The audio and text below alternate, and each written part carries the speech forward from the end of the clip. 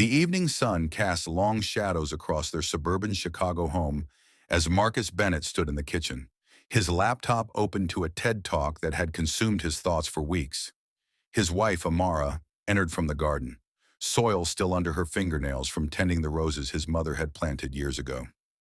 "Babe, we need to talk," Marcus announced, his voice carrying that peculiar mixture of excitement and determination that Amara had learned to recognize as trouble. Amara set down her gardening gloves, her dark eyes studying her husband's face. 5 years of marriage had taught her to read the storm clouds gathering behind his enthusiasm. "What is it, Marcus?" "I've been thinking about us, about our marriage, about fairness." He gestured at the screen where a speaker pontificated about modern relationships. "We need to split everything 50-50. Bills, groceries, insurance, everything. It's only fair in this day and age." The words hung in the air like smoke before a fire. Amara's hands stilled on the kitchen counter.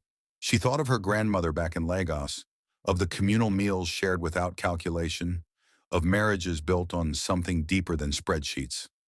50-50, she repeated slowly, her Nigerian accent thickening with disbelief. "Marcus, marriage is not a business transaction. It's about equality, Amara. You're always talking about being a strong, independent woman. Well, this is what that looks like. You think I don't contribute?" Her voice dropped to a dangerous quiet. "You think what I do here means nothing? That's not what I'm saying. I'm saying we should both contribute equally financially. It's progressive. It's modern." Amara laughed, a sound without humor. "Modern? You want to talk about modern? Let me show you modern." 2 nights later, Amara stood before her closet in a crimson dress Marcus had never seen, her makeup flawless, her demeanor transformed. "We're going to Gibson's Steakhouse," she announced. Marcus blinked. "That place costs a fortune. 50-50, remember." Her smile was sweet poison. "I want equality tonight." The restaurant glittered with Chicago's elite. Amara ordered with the confidence of a woman who had nothing to lose. Wagyu ribeye, lobster tail, the 1982 Bordeaux the sommelier recommended. Marcus watched the prices mount with growing horror. "Amara, what are you doing?" She leaned forward, candlelight dancing in her eyes. "I'm being equal, my love. Isn't this what you wanted?" When the bill arrived, $847.32, Marcus felt his throat constrict. Amara calmly placed her credit card down, then looked at him expectantly. "Your half is $423.66, unless you'd like me to cover the tip alone." "This is ridiculous." "No, Marcus. This is your equality. This is what happens when you reduce partnership to mathematics."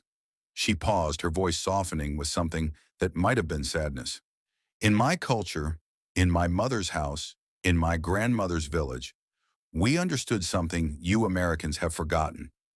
Marriage is not about splitting bills. It's about building something neither of you could build alone." Marcus, desperate for vindication, called a family gathering. His parents drove in from Milwaukee. Amara's aunt, a formidable woman who had immigrated 30 years prior, flew in from New York. The living room became an arena. "Son," Marcus's father began, shifting uncomfortably, "in my day—" "Dad, please. This isn't about your generation. This is about fairness in a modern marriage." Amara's Aunt and Kem rose, her traditional wrapper rustling with authority. "Fairness? You want to talk about fairness? When Amara scrubs your mother's china that you insisted on keeping, is that 50-50? When she sends money to her family and helps with yours, where is your calculator then? When she carries your children in her body for 9 months, bleeds for them, feeds them from herself. Tell me, Marcus Bennett, how do you split that 50-50?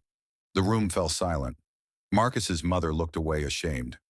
"Marriage," Aunt and Kem continued, her voice rising with ancestral authority, "is not your American corporation with quarterly reports.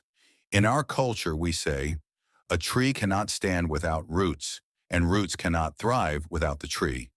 You are trying to draw a line down the middle of a living thing." Marcus's resolve wavered, but pride held firm. "I just want things to be equal." "Then let me show you equal," Amara said quietly. The next morning, Marcus awoke to find half his breakfast prepared. 1 egg, 1 slice of toast, half a cup of coffee. 50-50, Amara explained cheerfully. His work shirts were half-ironed, leaving one sleeve crisp and one wrinkled. Equal effort, she noted. The bed was half made, the living room half cleaned. When their daughter Emily came home crying because Amara had sent only half her field trip fee to school, Marcus snapped. This is insane. No! Amara stood in their bedroom, her eyes blazing with righteous fury. This is your vision. This is marriage as transaction. You want to know what I contribute? I'll show you. She pulled out her phone, pulling up a document. For 5 years, I've tracked everything I do that doesn't come with a paycheck. Every meal planned and cooked. That's the work of a private chef, Marcus. Every doctor's appointment scheduled for Emily. That's a personal assistant. Every moment I've counseled you after a hard day. That's a therapist. The cleaning, the organizing, the emotional labor of remembering your mother's birthday and your father's medication, and which of your colleagues likes what kind of coffee when they visit. Her voice broke, and Marcus saw tears threatening. If we're doing 50-50, then here's my invoice. 5 years of unpaid labor. Should I send it to your email, or would you prefer it printed?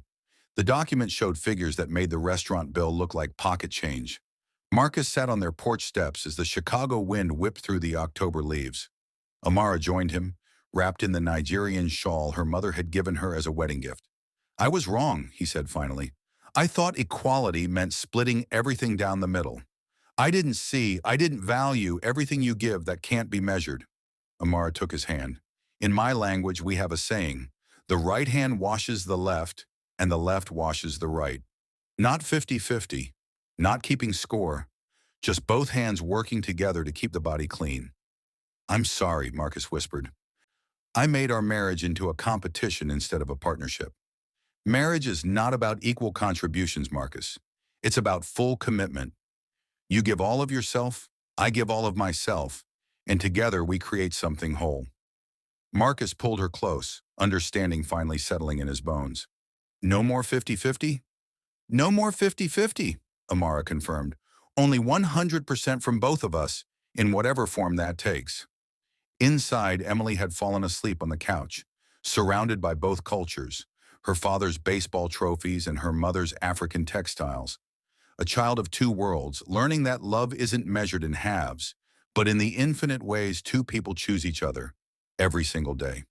The wind carried the scent of Amara's roses, and Marcus realized that some things, the most important things, could never be split down the middle without destroying them entirely.